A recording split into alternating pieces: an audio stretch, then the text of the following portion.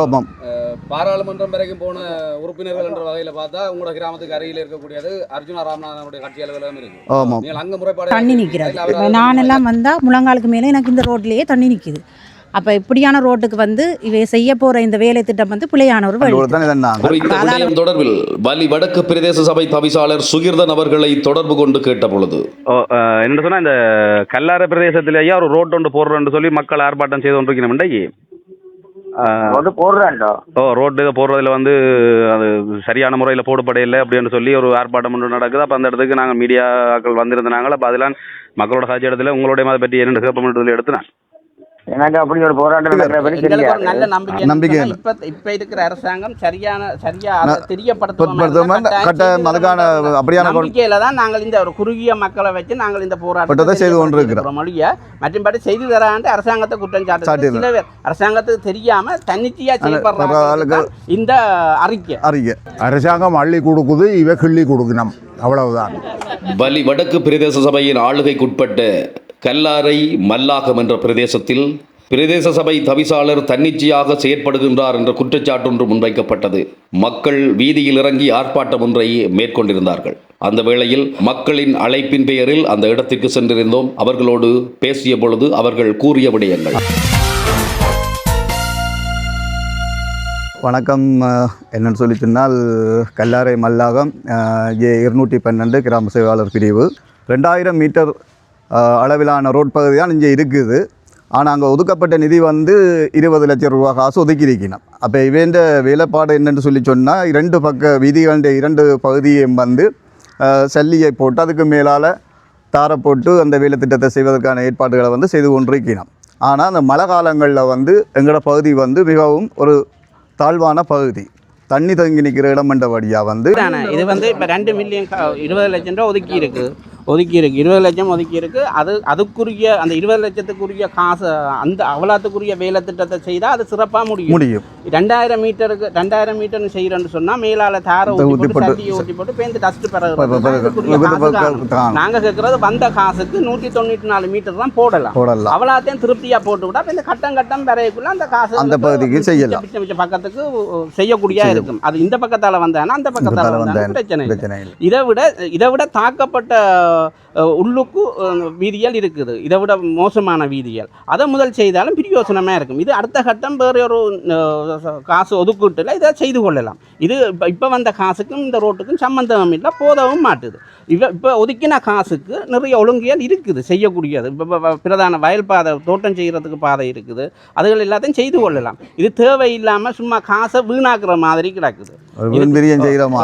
வலி வடக்கு பிரதேச சபை பிரிவுக்குட்பட்ட இந்த கல்லாரை மல்லாகம் என்ற பகுதியில் காலாகாலமாக மழை காலத்தில் வெள்ளத்தின் பாதிப்பும் இந்த மக்களுடைய இடப்பெயர்வுகளும் இடம்பெற்றுக் கொண்டிருக்கின்றது. அண்மையில் இடம்பெற்ற புயலின் தாக்கத்தின் பொழுதும் இந்த பிரதேசத்து மக்கள் இடம்பெயர்ந்து வேறு இடங்களில் தங்க வைக்கப்பட்டார்கள்.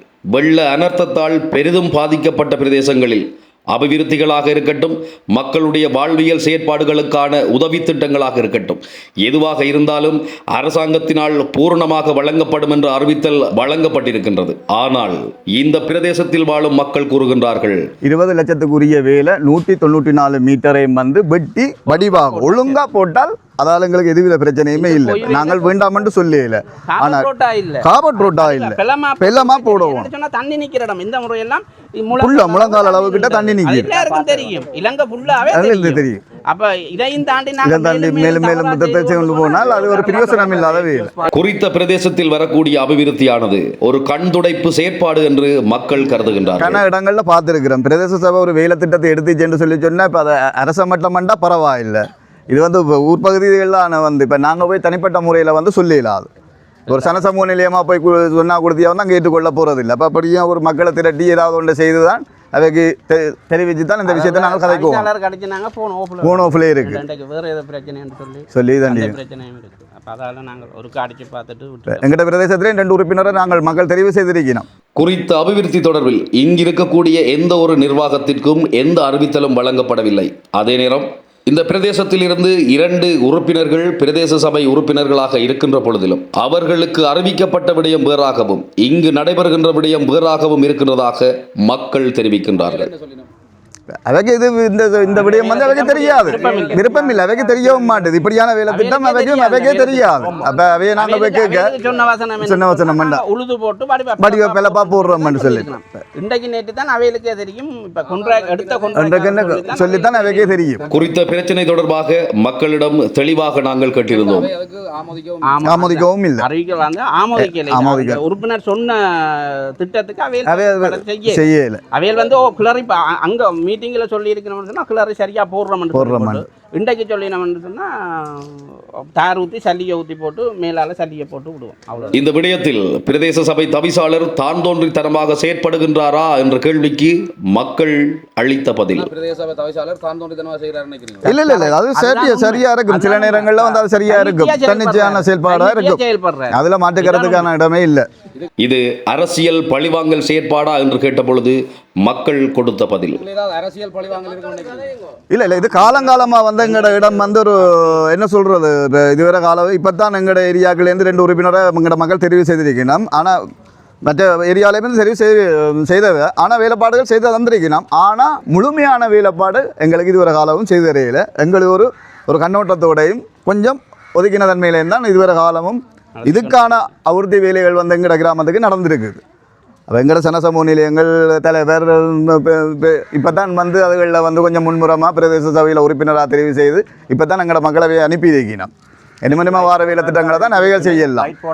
லைட் போட வரையில்லை. 21ஆம் பட்ட நாங்கள் ஒரு உறுதியை வந்து தண்டே. அப்போ போன முறையும் வரையில்லை. பொறுத்த வரைக்கும் வெள்ள அழிவண்டு சொன்னா கூட கல்லார் இந்த ஏரியா நீங்க வேணுமெண்டா ஜிஎஸ் பட்டியல் எடுத்து பாத்தீங்கடா, ஜிஎஸ்ஓ சரி ஜிஎஸ்ஓ அரசாங்கத்தால கொடுக்கப்பட்ட விடயங்கள் வந்து கிராம சேவை சரியா வந்திருக்கா இல்ல பிரதேச இல்ல அது பகுதி அளவுகள்ல வந்திருக்கு. இப்ப முழுமையா எங்களுக்கு எதுவுமே கையில் இல்ல அதுகள்லயும் இருக்குத்தான். அது என்ன சொல்லுங்க அது தமிழாக்கண்ட ஆழமா போன விஷயம். அதான் மாத்திக்கலாம். ஒதுக்கப்பட்டிருக்கு முதியோருக்கு ஒதுக்கப்பட்டிருக்கு. 21ஆம் பட்டார லிஸ்ட் எடுத்து பாருங்க. 21ஆம் பட்டாரம் ஒருவருக்கும் இல்லை. அதுதான் உண்மையாக இருக்கு. இங்கதான் சரியான தாக்கப்பட்ட ஆக்கள் இருக்கிறோம் 21ஆம் பட்டாரத்துக்கு. இந்த வீதி வந்து நார்மலா பாதிக்கக்கூடிய மாதிரியே இருக்குது. இதை விட பாதிக்கப்பட்ட வீதிகள் நிறைய இருக்குன்னு சொல்லி சொன்னீங்க. இதுக்கு எங்கட பகுதி வீதிகள் முக்கியமா, இந்த வீதி முக்கியமா? அதுதான் எங்களுக்கு முக்கியம். இது இப்போ அளவு இது முக்கியம் தான், இல்லைன்னு சொல்லல. ஆனா சரியா செய்யல பிரச்சனை இல்லை. அந்த முக்கியமானதுக்கு சரியா அமையும். இதுல பெரிய வாகனங்கள் போறது வீதியில இருந்து வந்து உள்ளுக்கு பிரதான வீதி கிராமத்துக்குள்ள இருக்கிற வீதிகள் இன்னும் மோசமா இருக்கு. இவ போடுற ரோட்டுக்கு இவ போற செயல்பாட்டுக்கு அந்த உள்வீதிகளை செய்யல. அந்த நிதிக்குரிய காசை செய்யலாம். 700க்கும் மேற்பட்ட குடும்பங்கள் வாழுகின்ற இந்த பிரதேசத்தை பிரதான வீதியோடு இணைக்கின்ற இந்த வீதி முடிந்தவரை சரியான முறையில் உறுதியானதாக செயற்படுத்தப்பட வேண்டும். அது அபிவிருத்தி செய்வதாக இருந்தால் மக்கள் பாவனைக்கு உகந்ததாக இருக்க வேண்டும் என்பது மக்களுடைய வேண்டுகோள். இப்ப ஒதுக்கின காசு இந்த வீதிக்கு பத்தாது. உள்வீதியை செய்யுங்க. இந்த வீதிக்குரிய காசு இது இல்லை.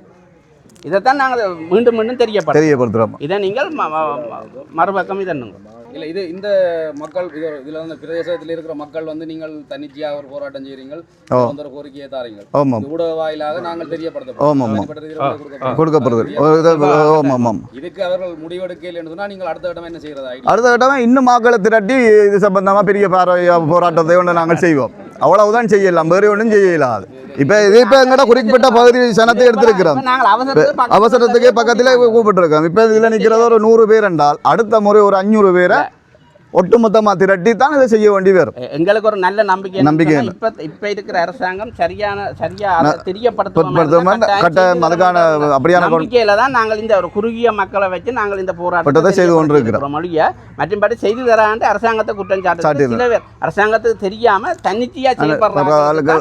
இந்த அறிக்கை கணக்கு காட்ட இந்த கவர்மெண்ட்ல வந்து ஊழல்கள் செய்யறது கஷ்டம் தானே.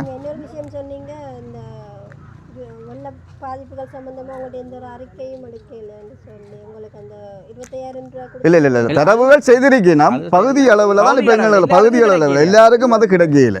பேர் லிஸ்ட் வந்து சேவையாளர் பிரிவு மொத்தம் இந்த இது 212 212 கிராம சேவையாளர் பகுதி. ஆனால் அது நிறைய ஏரியாவில் இருக்குது.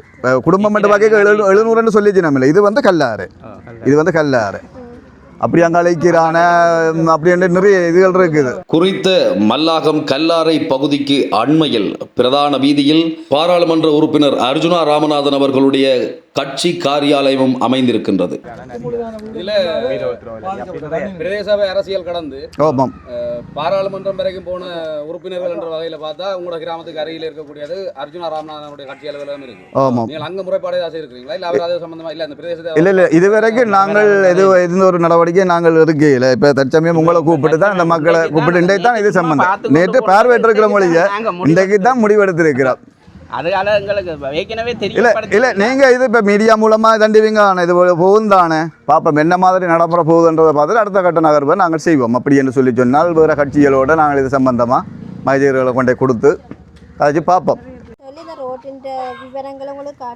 இல்லை இல்லை எங்களுக்கான எதுவித முன் அறிவித்தல் ஒன்றுமே சொல்லப்படவில்லை.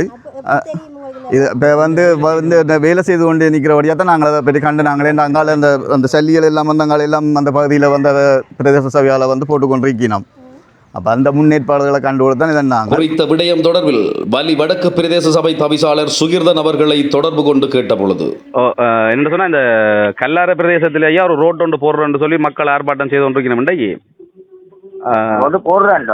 ரோட்டு இதை போடுறதுல வந்து அது சரியான முறையில் போடப்படையில்லை அப்படின்னு சொல்லி ஒரு ஆர்ப்பாட்டம் ஒன்று நடக்குது. அப்போ அந்த இடத்துக்கு நாங்கள் மீடியாக்கள் வந்திருந்தாங்களா. அப்போ அதெல்லாம் மக்களோட சாட்சி இடத்துல உங்களுடைய அதை பற்றி என்ன கேட்போம்னு சொல்லி எடுத்துனேன். எனக்கு அப்படி ஒரு போராட்டம் நடக்கிற பற்றி தெரியாது. எங்கள்கிட்ட அப்படி ஒரு ரிக்வஸ்ட் சொல்லப்படவும் இல்லை, தெரியாது. உங்களுக்கு அறிவிக்க இல்லையா? இல்லை அறிவிக்கவும் இல்லை. எங்கள்கிட்ட அப்படி ஒரு ரோடு போடுறதும் இல்லை. எல்லாரையில இப்போ ரோடு நாங்கள் போடவும் இல்லை. மல்லா முள்வீதி ஒன்று போடப்படுதுன்னு சொல்லி இல்லை இதுவரைக்கும் அப்படி ஒரு அறிவித்தல் கிடைக்கல. எங்களுக்கு மக்கள் அப்படி ஒரு அறிவித்தல் தரவும் இல்லை. இப்படி ரோடு பிரச்சனை இருக்கணும் ஒரு போராட்டம் நடக்கிற பற்றியும் தெரியாது. நாங்கள் தகிட்டு வேற பிரச்சனை எல்லாம் நாங்கள் இப்போ நாங்கள் கல்லாரை தான் நிற்கிறோம். அப்போ இப்படி ஒரு ஆர்ப்பாட்டம் நடந்தா போல அதில் வந்தனால அப்போ நான் உடனடியாக உங்கள்கிட்ட இந்த முடிவு தெரியல. எங்களுக்கு தெரியும் எங்கள்கிட்ட மக்கள் அப்படி ஒரு முறைப்பாடு சொல்லவும் இல்லை, தெரியவும் இல்லை. சரி, நன்றி ஐயா. அரசியல் பழிவாங்கலோ அல்லது தனிப்பட்ட வேறெந்த பிரச்சனைகளோ ஒரு பொது விடயத்தில் பொறுப்பு வாய்ந்த அதிகாரிகளாக யாருமே அதிகார துஷ்பிரயோகம் செய்யக்கூடாது என்பது எமது நோக்கம். என்னென்னு சொன்னால் எங்களுக்கு இந்த ரோட்டு போடுற சம்மந்தமாக வந்து இந்த ரோட்டெல்லாம் எங்களுக்கு மழையால் வந்து நிறைய தண்ணி நிற்கிறது. இப்போ நானெல்லாம் வந்தால் முழங்காலுக்கு மேலே எனக்கு இந்த ரோட்லேயே தண்ணி நிற்கிது. அப்போ இப்படியான ரோட்டுக்கு வந்து இவை செய்ய போகிற இந்த வேலை திட்டம் வந்து பிழையான ஒரு வேலை திட்டம். அப்போ அதால் வந்து எங்களுக்கு சரியான வேலை திட்டத்தை செய்து தந்தால் எங்களுக்கும் நல்லா இருக்கும். ஏன்னா பிள்ளைகளை பள்ளிக்கூடம் கொண்டு போகிறது எல்லாமே நாங்கள் இந்த ரோட்டில் தான். அப்போ அதால் வந்து எங்களுக்கு சரியான ஒரு வேலை திட்டம் பெறணும்னு தான் நாங்கள் இதில் இப்போ கூடியிருக்கிறோம். அரைகுறை வேலையை செய்கிறத நாங்கள் மறுக்கிறோம். அவ்வளவுதான் மெயின் காரணம். ஐயா, முதல் ஏதாவது அரசு வேலைகள் வந்து அரைகுறையாக முடிச்சு நடந்தது இல்லை, அப்படி இல்லை. உங்களோட காலத்துக்கு தெரிஞ்சிருக்கணும். இல்லை ஒரு அளவுக்கு எல்லாம் செய்து தரணும். ஆனால் வெளிப்படையாக பார்த்தா சிலதுகளுக்குள்ள ஊழல்கள் கிடக்குது. அரைகுறை வேலை செய்து போட்டு ஒருத்தருக்கு நிவாரணம் கொடுக்கணும், ஒருத்தருக்கு கொடுக்க இல்லை. அந்த வேலையெல்லாம் இருக்குது. அரசாங்கம் அள்ளி கொடுக்குது, இவை கிள்ளி கொடுக்கணும், அவ்வளவுதான். குறித்த பிரச்சனை தொடர்பில் பொறுப்பு வாய்ந்த அதிகாரிகள் சரியாக செயற்பட வேண்டும் என்பது அம்பலம் ஏற்றுசத் தெரிவிக்கும் கருத்து. அந்த காசுக்குரிய வேலையை வந்து வெள்ளமா அழகாக செய்து தருவினமாக இருந்தால் நாங்கள் அதை பற்றி எதுவும் கலைக்க போகிறது இல்லை இந்த 2000 மீட்டருக்கு தான் இந்த 20 லட்சத்தில் செய்யணும்னு சொல்லிட்டு பொய் வேலையை அதை செய்ய அது வேண்டிய பிரயோசனமும் இல்லை. அது சும்மா அந்த காசை வீண்பிரியம் செய்கிற மாதிரி இருக்கு. அந்த வேலை செய்ய வேண்டும். மக்கள் பிரச்சனைகளுக்கு நியாயமான முறையில் சரியான தீர்வுகள் அமையும் வரை அம்பலம் ஏற்றுசத் தொடர்ந்து கொண்டிருக்கும்.